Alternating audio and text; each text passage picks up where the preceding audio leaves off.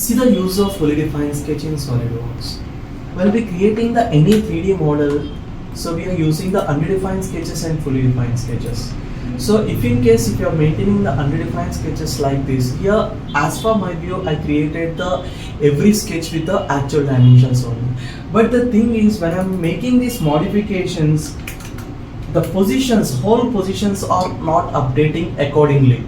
So in these cases what we have to do here, just simply if you are keeping the proper dimensioning to this, so then even that holes are also positioned as per that modification. See that I am adding the dimensions.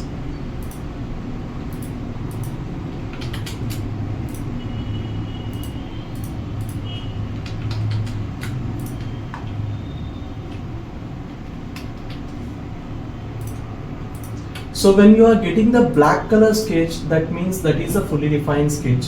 If in case if you are giving the proper dimensioning like this, then whenever you making the modification in this, see here I'm giving that 150 is the size.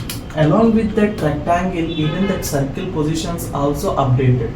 Not only for this, even if you are going with the 3D model also. So for example, here I'm applying the one feature here, extrude feature here.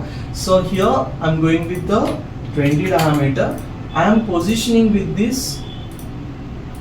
So 25 by 25.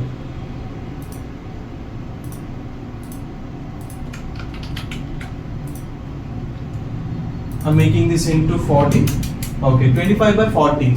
So after that, I'm applying the extrude for this. If you are giving the proper dimensioning like this, in future, if you are making the changes, so for example, here I am changing the dimensions.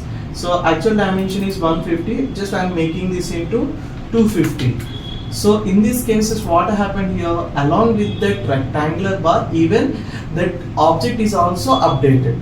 So if in case, if you are not maintaining the proper dimensions, see that I am showing you that one also.